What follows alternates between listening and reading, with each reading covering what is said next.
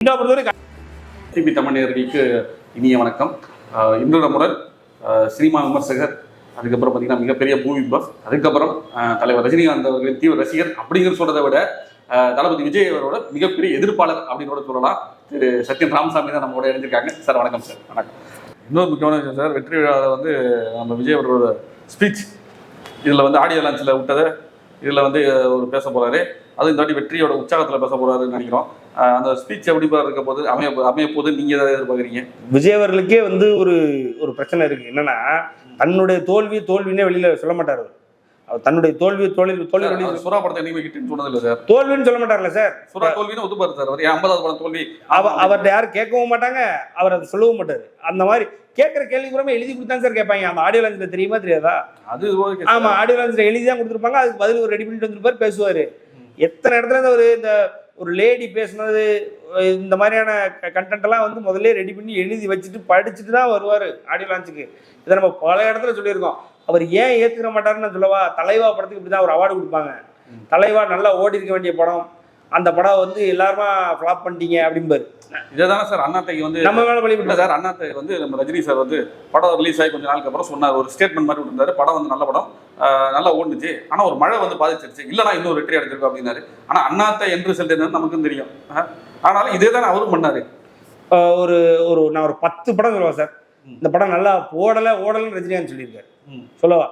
சொல்லுங்க. நீங்க ஒரு படம் சொல்லுங்க விஜய் அவர்கள் ஓடலன்னு சொன்ன படம். ஓடலன்னு சொன்ன படம் அண்ணாத்தை நான் இப்பவும் சொல்லவா? அண்ணாத்த கலெக்ஷன் வயசுல எந்த பிரச்சனையும் இல்லாத படம் சார். நீங்க அந்த படத்தோட டிஸ்ட்ரிபியூட்டர் உட்காந்துருப்பாரு, உதயநிதி அவர்கள் உட்காந்து கேட்கும்போது இன்னும் நல்லா பண்ணிருக்கலாம் தான் சொல்லுவாரு. நல்லா பண்ணிக்கலாம் தான் நல்லா பண்ணிருக்காங்க. ஏன்னா அவரு ரஜினிகாந்த் மேல அவரு போட்டு வச்சிருக்க எக்ஸ்பெக்டேஷன் அப்படி. படம் வந்து இப்போ இங்க சென்னை ஃபுல்லா ஆயிடுது, எல்லா ஏரியும் மழை பிரச்சனை இருந்தாலும் அந்த படத்தினுடைய ஆடிட் ரிப்போர்ட் சார், சன் டிவியோட ஆடிட் ரிப்போர்ட் வரும். ஆடிட் ரிப்போர்ட்ல அவன் நீட்டா போட்டிருப்பான் 150 கோடி டொமஸ்டிக் கலெக்ஷன், இந்தியாவிலே 150 கோடி கலெக்ஷன் போட்டிருப்பான். இந்த ஆடிட் ரிப்போர்ட் இப்பவும் நான் உங்களுக்கு வேணா எடுத்து தந்துட்டு போறேன், நீங்க வேணா போடுங்க. ஆடிட் ரிப்போர்ட்ல 150 கோடி டொமஸ்டிக் கலெக்ஷன்ஸ் போடுவான். இந்தியாவிலே வெளிநாடு தான் அவருக்கு மார்க்கெட்டே, வெளிநாடு தான் அவருக்கான சந்தையை, அந்த சந்தையை உருவாக்குனது அவர் தான். அதுல இன்னைக்கும் ராஜா அவர் தான். இவ்வளவு லியோன்றாங்க, இன்னும் நார்த் அமெரிக்கா கலெக்ஷன் பக்கத்துல கூட வரல. அப்போ இங்கேயே 150 கோடி, அங்க சாதாரணமா 100 கோடி இருக்குன்னா 250 கோடின்றது தான் இன்னோட விஜயோட அதிகபட்ச கலெக்ஷனே சார், வாரிசு முன்னாடி வரைக்கும். அப்போ அதுதானே சொல்றோம் சார். ரஜினிகாந்த் அவர்கள் வந்து ஒரு படம், அவருக்கு அந்த படம் பிடிச்சிருக்கு அப்படின்னு அவர் சொல்றாருன்றீங்க. பிடிக்கலன்னு அவர் எத்தனை படத்தை சொல்லியிருக்காரு தெரியுமா? பல பேருடைய தேவையெல்லாம் ரொம்ப அறிவாளிகளை நம்பக்கூடாது அப்படிம்பாங்க. அந்த வகையில கோச்சரியான், லிங்கா, ஃபிளாப் எல்லாத்தையும் அவர் சொல்லியிருக்கிறார். கபாலியவே ஒரு இக்கு வச்சு தான் பேசுவார் தெரியுமா? கபாலி நல்ல படம், ஆனா என் மாதிரி இல்லை, என் ரசிகர்களுக்கு பிடிச்ச மாதிரி இல்லை அப்படிம்பாரு அவரு. உண்மைதான். நான் இப்பவும் சொல்லுவேன், கபாலி மாதிரி கலெக்ஷனை அந்த டைம்ல யாருமே இந்தியாவில் எந்த படமும் எடுக்கல. அது உண்மை. இதை நான் எழுதுறேன், ஹிந்தி பத்திரிகைகள் எழுதுனாங்க. அதை மீறியும் எங்களுக்கு பிடிக்கல. ஏன்னா எங்களுக்கு நாங்கள் பார்க்க வேண்டியது, நாங்கள் என்ன எதிர்பார்த்து போனோம், ஒரு பாஷா 2 எதிர்பார்த்து போனோம். அப்போ எங்களுக்கு பிடிக்கலன்னா அதை ஒய்எம்சிஏ நந்தனத்தில் 20,000 பேருக்கு முன்னாடி சொல்லுவார். என்ன தெரியுமா சொல்லுவாரு? சாரி, ஒய்எம்சிஏ மைதானத்தில் கால ஆடியோ வந்து 20,000 பேருக்கு முன்னாடி சொல்லுவார். என்ன சொல்லுவார்னா, அந்த படம் வந்து எங்க ரசிகர்களுக்கு பிடிச்ச மாதிரி இல்லை, என் மாடலில் ஒரு படம் கேட்டால் எடுத்து கொடுத்தாரு, அதான் காலா அப்படிம்பாரு. கரெக்டா? அதுக்கு முன்னாடி பல படங்கள் சரியா போல, இந்த படம் சரியா போல, இத்தனை படங்கள் சரியா போலன்றது சொல்லுவார் அவர். அப்படியானால் விஜய் அவர்கள் அப்படி இல்லை. ஒரு படத்தை ஒரு வில்லுக்கு கூப்பிட்டு வச்சு ஒரு ஆடியோ பிரஸ் மீட் நடக்காதுல கத்துவார் தெரியுமா? இன்னும் பார்த்துருப்பாங்க, எத்தனையோ விஜய் ரசிகர்களுக்கே தெரியும். சைலன்ஸ் அப்படின்னு கத்துவார்ல. எதுக்கு? படம் சரியா போலன்ட்டு வர்றது, அதுக்கு கோவம் உங்களுக்கு? எந்த மூடா இருந்தாலும் அதான் சொல்றேன். ஒரு படத்தை தோல்வின்னு ஒத்துக்காதவர் விஜய் அவர்கள். இந்த படத்தை எப்படி தோல்வின்னு ஒத்துக்க போறாரு? வெற்றி தான் ஒத்துக்க போறாரு. இவங்களோட அவர் ஒரு வெற்றி, நான் இப்படிதான் வெற்றி அடைஞ்சேன், என்னுடைய வெற்றி பாதை இதுதான் அப்படின்னு காட்டுவார் அவர் விஜய் ரசிகர்களுக்கு. ரைட்டு, நாங்கள் எங்களை பொறுத்தவரை கண்டென்ட் ரெடியாக இருக்கு. வெற்றி விழாவில் அவர் மைக்க பிடிச்சாருன்னா கண்டென்ட் எங்களுக்கு தான், நாங்கள் தயாராக இருக்கோம்.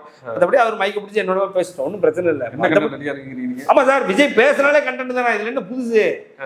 பேசுனாலே கண்டென்ட் தானே, அது ஆட்டோமேட்டிக்காக நமக்கு கண்டென்ட் ரெடியாக இருக்கு. அவங்கள பொறுத்த வரைக்கும் அவங்க அது வந்து வெற்றி விழான்னு அவங்க கொண்டாட போகிறாங்க. விஜய் அவர்கள் பல நேரங்கள் அப்படி தான்.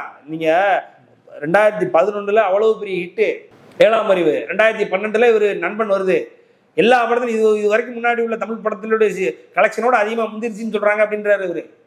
7ஆம் அறிவு முந்திருக்குமா சார்? நண்பன் எப்படி சார் முந்திருக்கும் சார்? 7ஆம் அறிவு மிக்ஸ்டு ரிப்போர்ட் தான் சார். 7ஆம் அறிவு நீங்க சொல்ற மாதிரி கணக்கு படி பார்த்தா 7ஆம் அறிவு லியோவும் கிட்ட ஒரே எதிர்பார்ப்போட வந்த படம். அப்ப நீங்க சொல்றது கரெக்ட் தானே? அப்ப நான் சொல்றது கரெக்ட் தானே?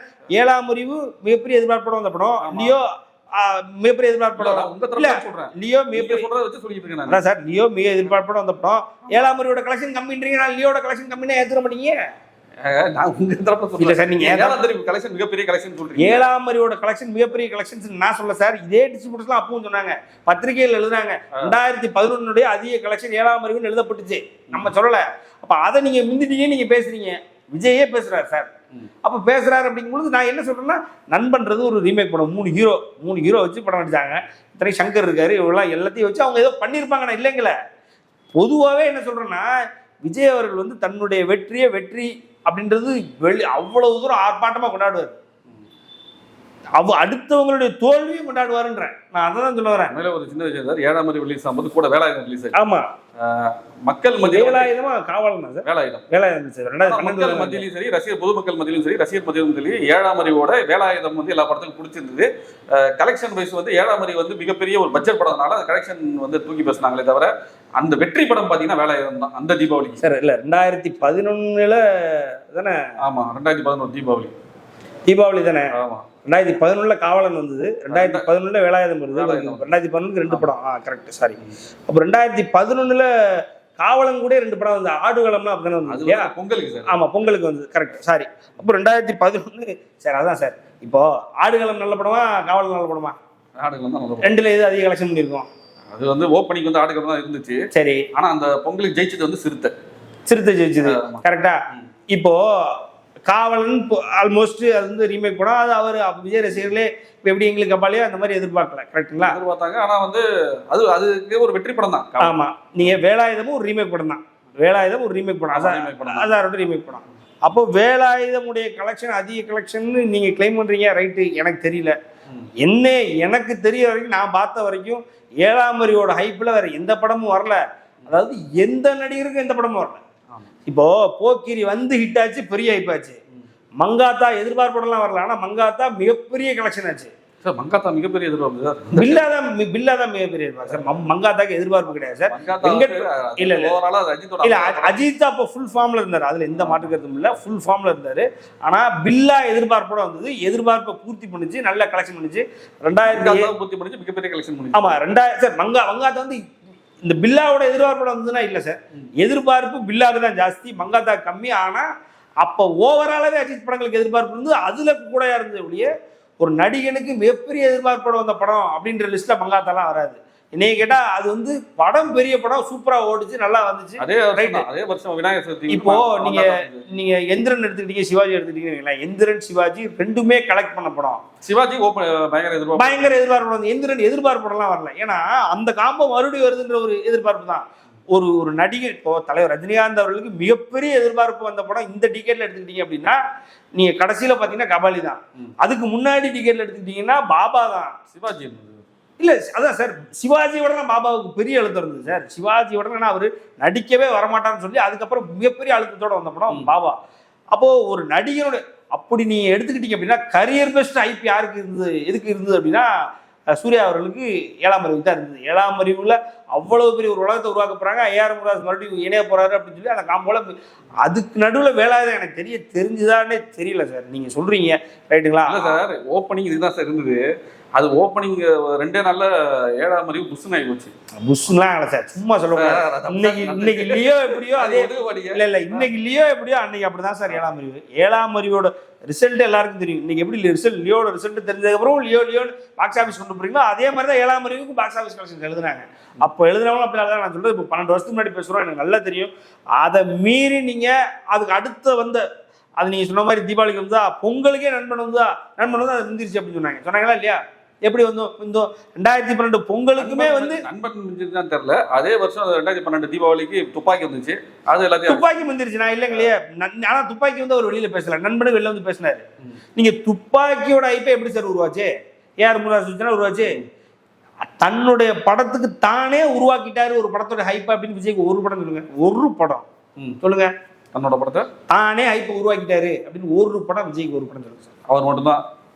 கபாலி யாரை வச்சு சார் உருவாச்சு ஹைப்? தலைவர் வச்சு. தலைவர்லாம் விட்டுக்கலாம், அது சேர்க்கவே வேண்டாம் விடுங்க. நீங்க வெங்கட் கூட சொல்லிட்டே போலாம் சார். எப்படி நீங்க தாராளமா சொல்லுங்க சார். வெங்கட் பிரபு இருக்காருல்ல, வெங்கட் பிரபு என்ன பெரிய நீங்க சொன்னீங்க, நீங்க உங்க வாயில தான் சொன்னது மங்காத்தாக்கு மிகப்பெரிய ஹைப்புன்னு சொன்னீங்க. என்னைய கேட்டா மங்காத்தா படம் ரிசல்ட் தான் ஹைப் நான் சொன்னேன். இல்ல சார், மங்காத்தாக்கு மிகப்பெரிய சரி ஓகே ரைட் நீங்க சொல்றீங்க மங்காத்தா அவரோட ஹைப் டேரக்டர் ஹைப். அதுக்கு முன்னாடி அவர் அவ்வளவு பெரிய ஹைப் கொடுத்து படங்களா எடுத்திருந்தாரு. காம்போதான் அஜித் அவரோட 50வது படம், அஜித்துடைய 50வது படம் ஹைப். இப்ப சொல்லுங்க, அதான் நான் கரெக்டா சொன்னீங்க. அந்த படம் வந்து அஜித்துக்கான ஹைப் சார். இது அஜித்துடைய 50வது படம் ஹைப் அந்த மாதிரிலாம் இருந்தது வெளியே. அது டேரக்டரால வந்து ஹைப் இல்ல, வேற ஏதாவது அந்த படத்துல காஸ்டிங் இருந்தாங்களா, அந்த காஸ்டிங்காக வந்து ஹைப்பா இல்ல. விஜய் அவர்கள் வந்து தன்னுடைய படத்தை தானே ஹைப் கொடுத்து இன்னைக்கு தூக்கி நிறுத்திட்டாரு. ஒரு படம் ஒரே ஒரு படம் சார். சொல்லுங்க சார், நீங்க சொல்லுங்க சார். இப்ப உங்களுக்கு தான் எல்லாம் தெரியுதா சார்? சொல்லுங்க சார். நீங்க கிடையாது சார். இப்ப லியோ லோகேஷ் வாரிசு படம் இருக்குல்ல சார், வாரிசு படத்துக்கு என்ன ஹைப்? வாரிசு படத்துக்கு ஓப்பனிங், அது ஹைப் விட்டுருங்க. அதுக்கான ஓப்பனிங் யாரு சார்? துணிவுதான் அப்படின்னு விஜய் ஃபேன்ஸ் எழுதுனாங்களா, விஜய் ஃபேன்ஸ் எழுதுனாங்களா? அப்புறம் தோத்துருச்சுல, வாதமே தோத்துருச்சு. அடுத்து சொல்லுங்க. நீங்க என்ன சார் சும்மா சொல்லக்கூடாது. விஜய் அவர்களுக்கு இது வரைக்கும் தன்னுடைய மெர்சல் பிகில் எல்லாம் நீங்க என்ன சொல்லுவீங்க? என்ன சார் ஹைப்? அதுக்கெல்லாம் பிகிலுக்குலாம் என்ன hype sir? Sir Mersal Bigil இந்த தெரி இதெல்லாம் இருக்குல்ல சார், இந்த 3 வந்து அட்லியினுடைய வெற்றி, அதெல்லாம் ஆவரேஜ் வெற்றி தான் சார். சும்மா அதுக்கெல்லாம் ஹைப் பெரிய கலெக்ஷன்லாம் சொல்லாதீங்க சார். பத்தி பேசல, நான் சொன்னது ஹைப் தான் சொல்றேன். ஹைப்புமே அந்த படத்துக்கு மெர்சலுக்கு நல்ல ஹைப்பா இருக்கு. என்ன ஹைப், என்ன பிரச்சனை சார்? 2017 தீபாவளி ரிலீஸ் ஆச்சு. ஒரு இண்டஸ்ட்ரி அந்த அளவு ஓப்பனிங் இருக்கு சார். சிம்பிளா சொல்றேன் சார், ஒரு இண்டஸ்ட்ரியில என்னுடைய ஹைப்பை நானே உருவாக்கிக்கிட்டேன் அப்படின்னு விஜய்க்கு இப்ப வரைக்கும் ஒரு படம் கிடையாது. இப்ப வரைக்கும் கிடையாது. அது நீங்க டைரக்டர் மாட்டீங்க சார். டைரக்டர் கொஞ்சம் கம்மியானாலும் அங்க ஒண்ணு இருக்காது சார். ஆள போறான் தமிழன் பாட்டு தான் மெர்சலுக்கு ஹைப் தெரியுமா? அப்ப ரஜினிகாந்த் அவர்கள் அரசியலுக்கு வராரு. அவரை வந்து கன்னடன்னு ஆள போற தமிழனுக்கு விஜய் நடிச்சதான் சார் ஹைப். ஆள போற தமிழனுக்கு தலைவாசல் விஜய் நடிச்சதான் ஹைப் வந்துருக்குமா? அந்த மாதிரி தான் சார். அதுதான் சார் சொல்றேன். இப்ப நான் என்ன சொல்றேன்னா சிம்பிளா சொல்றேன். படத்துக்கு முன்னாடி விஜய் அவர்கள் பெரிய ஹைப்ல படமே வந்தது இல்ல. அவரா வந்து அந்த படத்துக்குலாம் ஓப்பனிங்கே கிடையாது சார். மெர்சல்லாம் வந்து இது இத்தனை. இன்னொன்னு சொல்லவா, இவ்வளவு தூரம் நம்ம ஹைப்னு பேசுறது தெரியுமா? ஒரு அஜித் வந்து சாதாரண நாள்ல வந்து ஹைப் கொடுத்துருவாரு. ரஜினிகாந்த் அவர்கள் ஒரு எக்ஸாம் நடந்துட்டு இருக்கும்போது வந்து ஹைப் கொடுப்பாரு. அது ஒத்துக்கிறது இல்ல, அது உண்மை. அது மட்டும்தான் விஜய் வாழ்க்கையில் நடந்துட்டு இருக்கு. விஜய் அவர்கள் வந்து 2010 சுறா 50வது படம். இதே நீங்க சொல்ற மங்காத்தா ஹைப் என்ன, சுறாக்கு எவ்வளவு ஹைப்? சுறாக்கு ஹைப் இருந்தது. சன் பிக்சர்ஸ் போட்டு அடிச்சான். மங்காத்தாக்கு அப்படியே அடிச்சான். சன் பிக்சர்ஸ் தான் சுறாவை தூக்கி விட்டதே. அப்படி தூக்கி விட்டா அந்த படம் எவ்வளவு ஃபிளாப் ஆச்சு. அந்த சுறா அடிச்ச அடியில அதுக்கப்புறம் அவருடைய எல்லா படமும் வந்து ஃபங்க்ஷன்ஸுக்கு மட்டும் தான் ரிலீஸ் ஆகும். அது இல்லைன்னா விஜய் அவர்களுக்கு ஹைப்புனே ஒன்றும் கிடையாதுங்க. இன்னைக்கு ஒண்ணுமில்ல, ஒரு ஜூன் மாசம் 1ஆம் தேதி 2ஆம் தேதி ஒரு படத்தை விட்டு பார்க்க சொல்லுங்க பார்ப்போம்.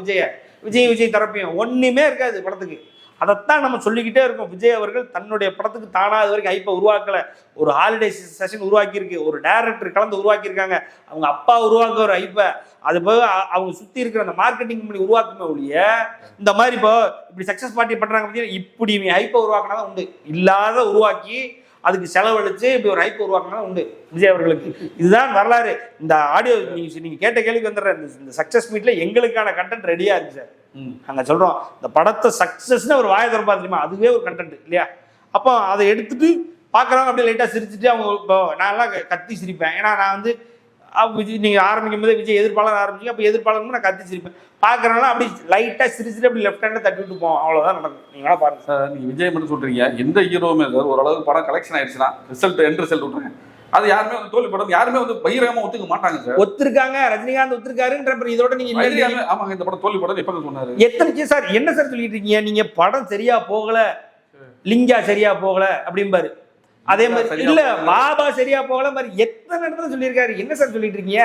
விஜய் அவர்கள் வந்து இப்ப வந்து சுறா படத்தையோ ஒரு வில்லு படத்தையோ குருவி படத்தையோ வில்லு படத்துல சார் கூப்பிட்டு வச்சு கேட்டது தான் கத்துவாரு. சைலன்ஸ் கத்துவார்ல, சைலன்ஸ் தான் கத்துவாரு தவிர எல்லாம் உன ஹிட் நான் கத்துனாரு இல்ல. என்ன சார் கோவத்துல இருக்காருன்னு தெரியுது. நீங்க என்ன இதுக்கு மேல மனநிலை படம் தோல்வி அந்த மனநிலையில இருக்காரு படம். ஆமா சார், படம் தோல்வின்ற மனநிலையில அதை ஒத்துக்கிட்டு ஏத்துக்கிட்டு போற மனப்பான்மையில வச்சு இருந்ததுலன்றேன். அதை நீங்க வெற்றியா வச்சு கொண்டாடிட்டு போங்க. இந்த இதுல வந்து என்ன வெற்றி, இந்த படம் சூப்பரா இருந்து எல்லாம் சரி. நான் வந்து அதாவது என்னுடைய மூளையில ஒரு ஓரத்துல ஒரே ஒரு தேங்கி கிடக்கிற ஒரு விஷயத்த வேணா சொல்றேன். செகண்ட் ஹாஃப் லேக்னு ஒரு வார்த்தையை விடுறதுக்கான வாய்ப்பு இருக்கு சார். அதாவது 1% வாய்ப்பு இருக்கு சார். அதை விட்டுட்டாருனாலே நான் வந்து அடுத்த நாளே உங்களை வந்து பேட்டி கொடுக்குறேன். விஜய் வந்து நல்லவர் நான் பேட்டி கொடுக்குறேன். போதுமா? அதுவே எனக்கு 1% நம்பிக்கை இருக்கு. அந்த நம்பிக்கையாவது அவர் செய்வாரா அப்படின்னு எதிர்பார்க்குறேன். அது சொல்றதுக்கான நிறைய வாய்ப்பு இருக்கு. நிறைய நீங்க நிறையன்றீங்க, நான் 1%. நிறைய இருந்தாலும் சரி 1% இருந்தாலும் சரி நம்ம நாளைக்கு வந்து மறுநாளே வந்து நம்ம உங்கள்கிட்டே பேட்டி கொடுக்குறேன். ரைட்டு சார், நீங்க சொன்னது பண்ணிட்டார் சார், நீங்க சொன்னது பண்ணிட்டாருன்னு சொல்லிடுறேன். போதுமா? அவ்வளவுதான் சொல்ல முடியும். கண்டிப்பா நம்ம அதை பத்தி புதன்கிழமை தெரிஞ்சிடும் விஜய் அவர்கள் என்ன பேச போறாருன்ட்டு. பேசுறதுக்கு அப்புறம் நம்ம என்னங்கிறத அடுத்த ஒரு வீடியோல விவாதிப்போம்.